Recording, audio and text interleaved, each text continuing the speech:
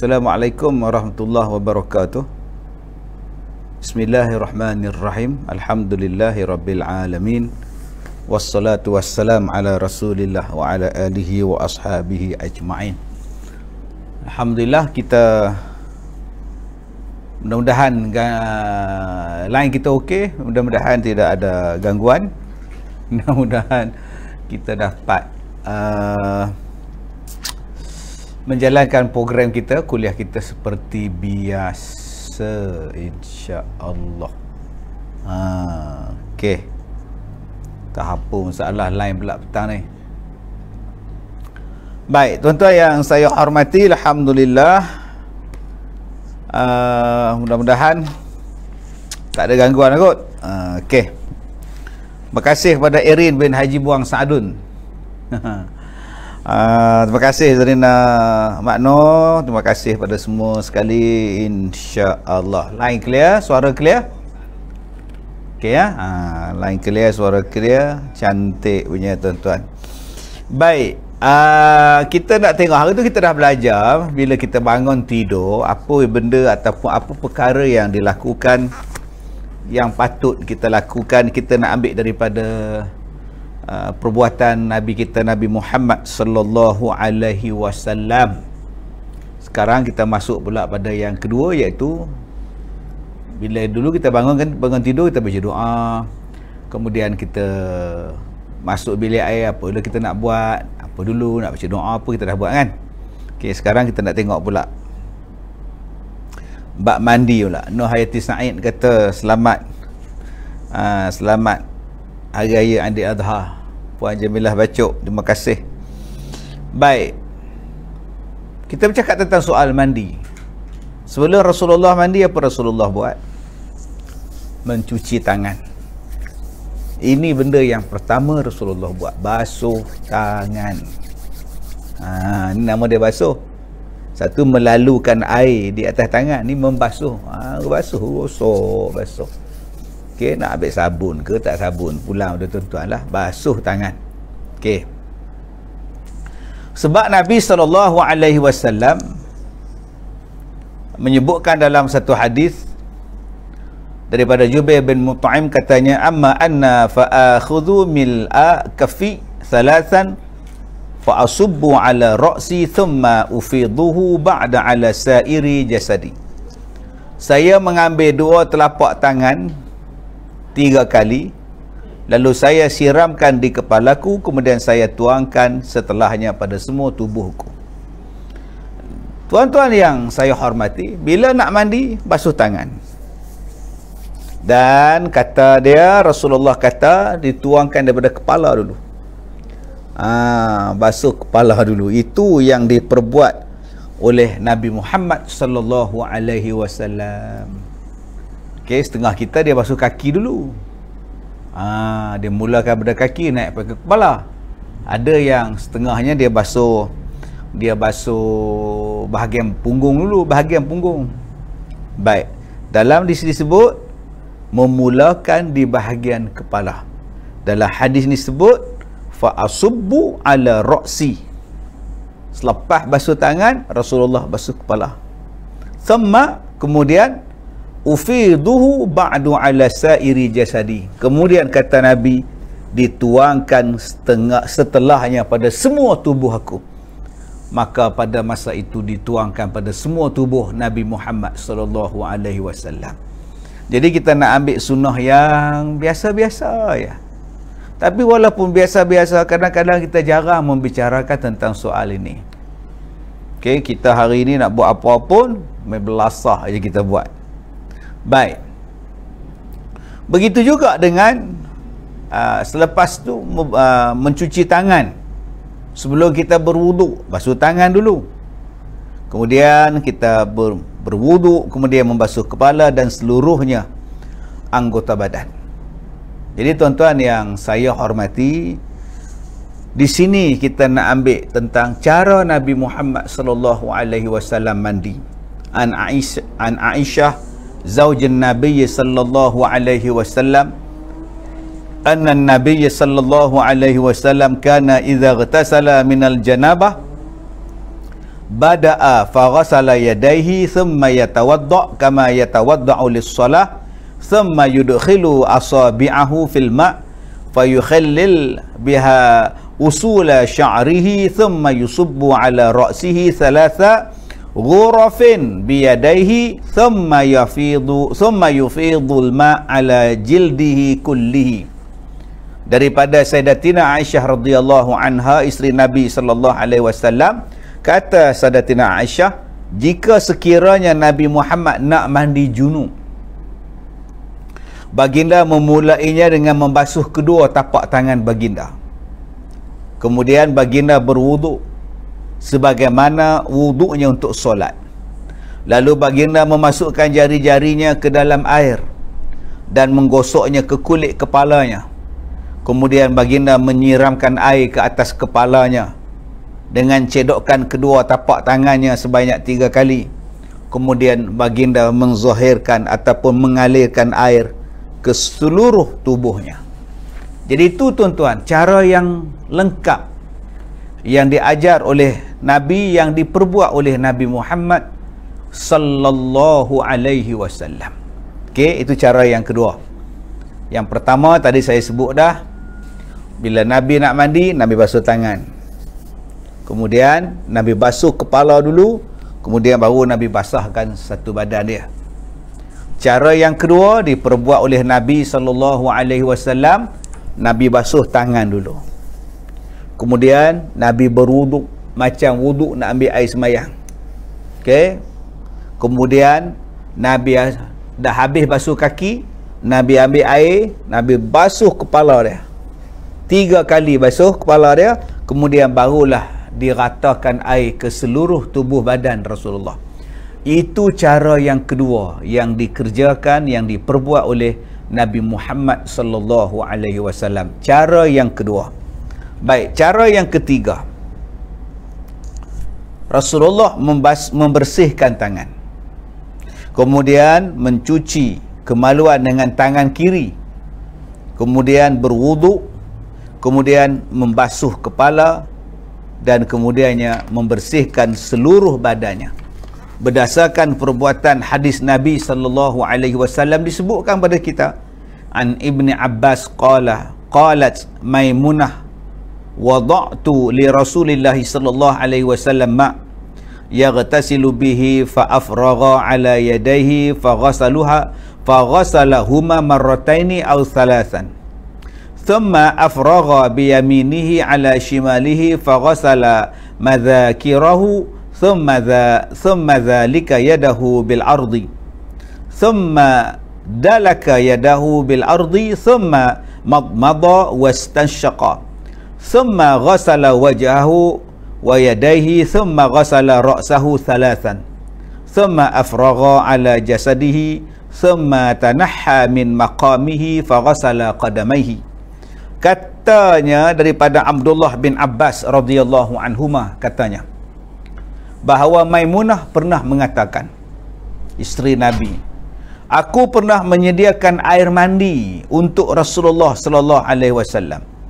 Lalu baginda menuangkan air pada kedua tangannya dan mencuci kedua-dua tangannya sebanyak 2 ataupun 3 kali.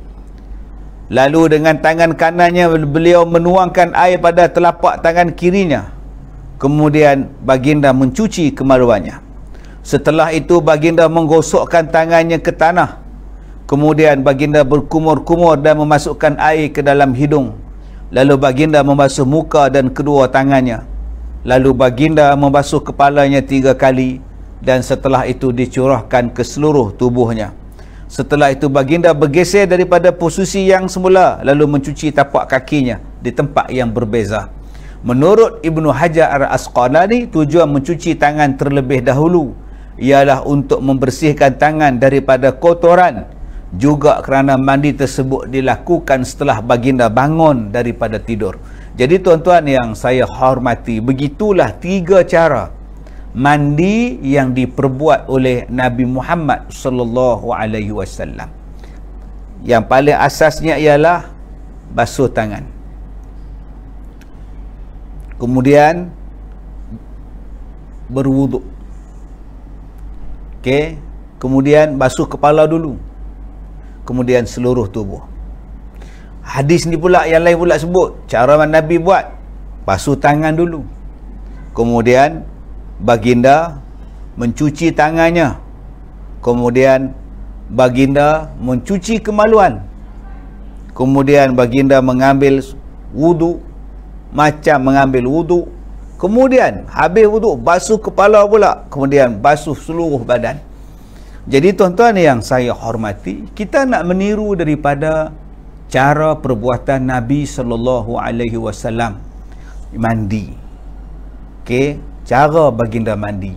Tadi pada minggu lepas kita belajar tentang Rasulullah. Hari Isnin yang lepas kita belajar tentang Rasulullah bangun daripada tidur, apa yang Rasulullah sebut, apa yang Rasulullah baca. Kita nak tiru tuan-tuan, dapat pahala. Kita betul-betul nak ikut, sebab kita dah sebut kembali pada Allah dan Rasul. Balik-balik macam mana?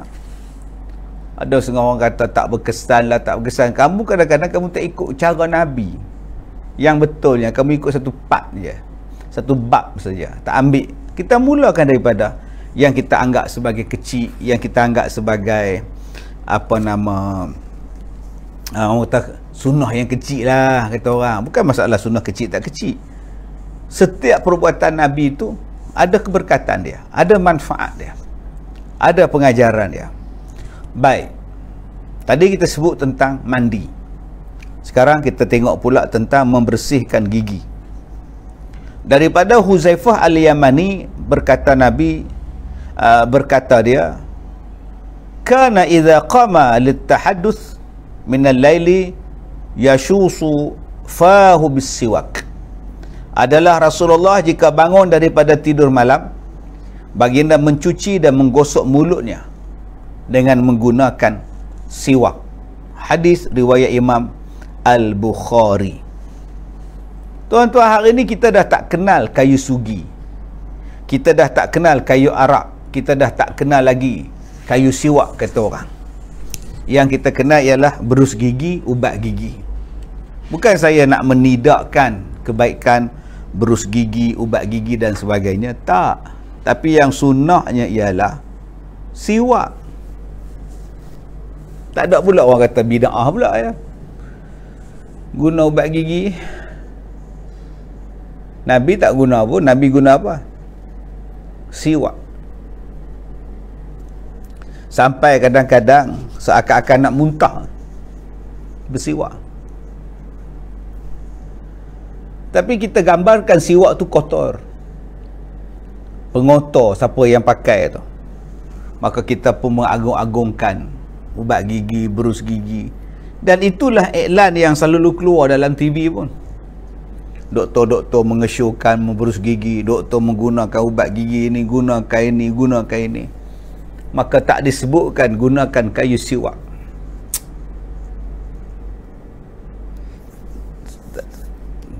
Payah nak cakap tuan-tuan. Okey.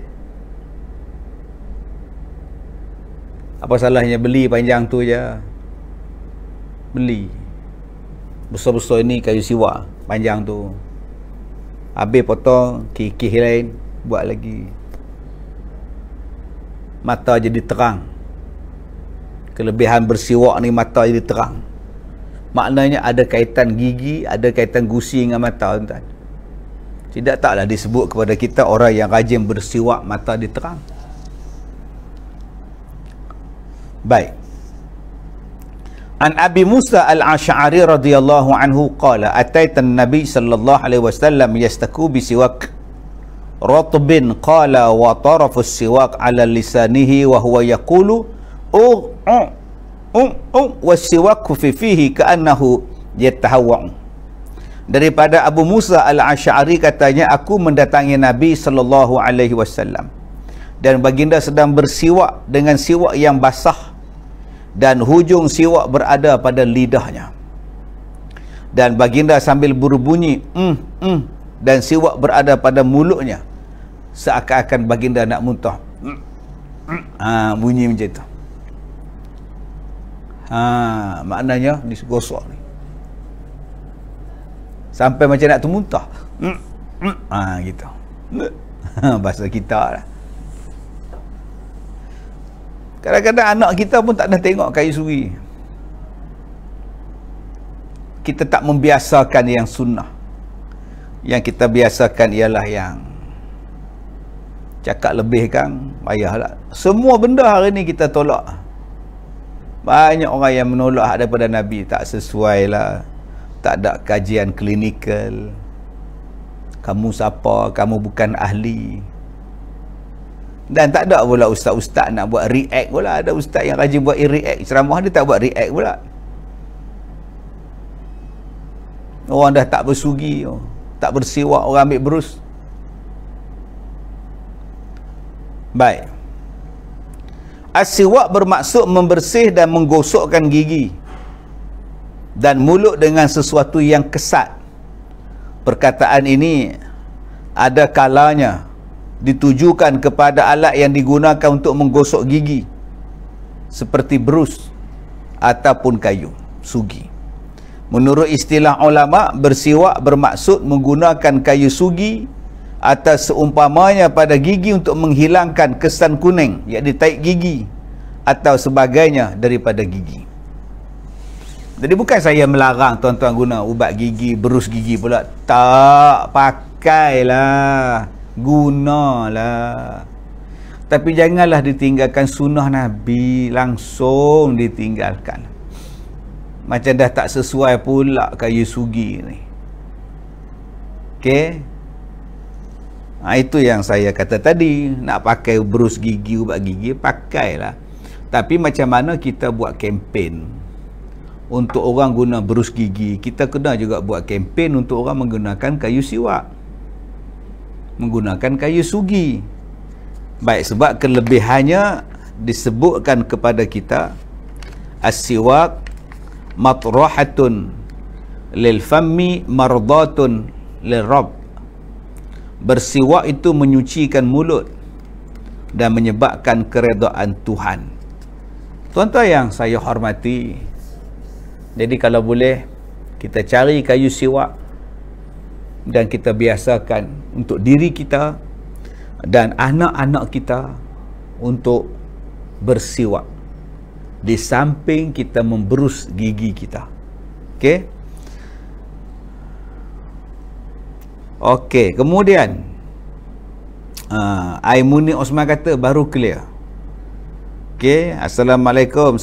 Anak saya kenal kayu siwak daripada Nur Afiza Samsudin. Bagus. Sayuti Al-Idrus biasakan yang sunnah. InsyaAllah Ustaz, saya akan mulakan bersiwak. Amin. Bagus. Puan Jamilah Bacuk, betul lah Ustaz, 2 kali pergi tak beli pun kayu siwak. Okey, kalau saya pergi umrah memang saya beli tuan, 2 bekas, 3 bekas. Kan bukan senang nak pergi kan. Tapi sekarang dah ada jual dekat kedai-kedai kayu siwak. Disiap bubuh dalam plastik bersih lagi. Yang saya beli hari tu, dia letakkan kayu siwak tu dalam satu bekas macam pen. Kemudian bila habis pakai, kita tutup.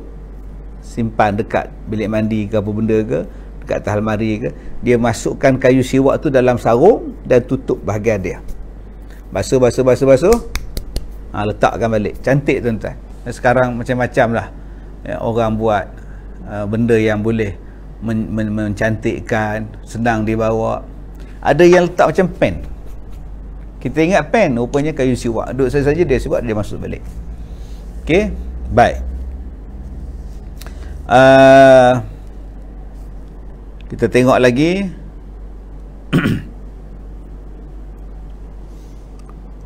Ustaz, berapa lama nak tukar kayu siwak? Soso Momi. Jadi kayu siwak tu, ni katakan kayu siwak ujung ni, kita potong sikit, buang kulit keras dia tu, tinggal dia punya hak dalam. Dalam ni mula-mula nampak keras lah, tapi kita basuh dengan air, kita lembutkan dia, kita mula boleh gosok. Kemudian kita tengok dia dah macam dah ke belakang, ke depan, ke kanan, dah tak tegak lagi dah, potong. Pergi bawah pula, buat jenis sama juga. Sampailah habis. Tinggal macam tu buang lah, nak pegang pun susah lah kan. Jadi terpulang pada tuan-tuan, kenalah potong selalu, potong masuk balik, potong masuk balik. Kita berus gigi kita tu ada yang 6 bulan baru tukar, 3 bulan pun tak tukar lagi dia, selagi tak melepek berus gigi tu dia pakai. Ada yang dah melepek dah lunyai macam ni pun pakai lagi. Kayu siwak tak, kau bersihkan dia, kau basuhkan dia. Baik, kemudian Nazarina Misran lambat masuk. Okey, Latifah Damha timbul ubat gigi kayu sugi. Okey, sekarang dah buat dah, alhamdulillah. Bersiwak itu menyucikan mulut dan mendapatkan keredaan daripada Allah. Salmi Abidin, salam. Sa'diah Muhammad Arifin baru dapat masuk, alhamdulillah. Alina Muhammad Said, awak tengok kat page-page Duke yang lepas ada banyak tertera nombor telefon Al-Barakah. Tengok pada wall. Di wall tu tulis nombor pejabat dan nombor telefon handphone. Okay, kalau tuan-tuan terus buka Facebook saya, tuan-tuan tak tengok wall, memang tuan-tuan tak nampak lah. Di situ semua dah maklumat, email ke apa bala ke, semuanya ada. Baik, Nurliah sama, gigi palsu boleh bersiwak ke? Pulang lah. Gigi palsu rendam dengan Polident. Rendam. Okey, baik. Siti Mariam, gigi palsu boleh bersiwak ke Ustaz? Terpulang. Okey, kita pun nak cari juga Zahidah Ismail, Google ya, banyak jual sekarang ni. Sa'diah Muhammad Arifin, saya ada kayu siwak Ustaz. Ya, Sa'diah, kalau dah ada tu pakai, kalau ada tapi tak pakai pun tak guna juga. Latifah Damha, dekat Seri Petaling banyak, mailah Selangor. Mailah Selangor. Okey, Nur Kasih, dah beli lama dah kayu siwak tapi tak reti nak guna, pakailah tekuk reput kayu tu lagi. Saya dah ajar dah dia cara macam mana cara nak potong dia, cara nak bagi lembutkan dia kan. Minta pada Jula boleh insya-Allah. Hisham Abdullah, macam mana nak tahu kayu sugi itu asli Ustaz? Tak tahulah saya. Bukan senang nak buat kayu sugi palsu ni. Hak kita duk beli kat Mekah tu dia tu. Okay, yang kita duk beli dalam plastik dia jual sekarang ni cantik dia lah. Kayu lain dia tak ada urat dalam dia. Kayu sugi ni bila tu dia jadi berus. Kayu lain tak ada tu. Kayu lain dia kayu-kayu. Tu beza dia. Baik.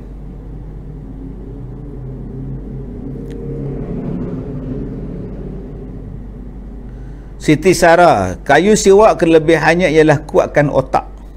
Saya ada buku kesihatan Nabi Muhammad sallallahu alaihi wasallam. Ya.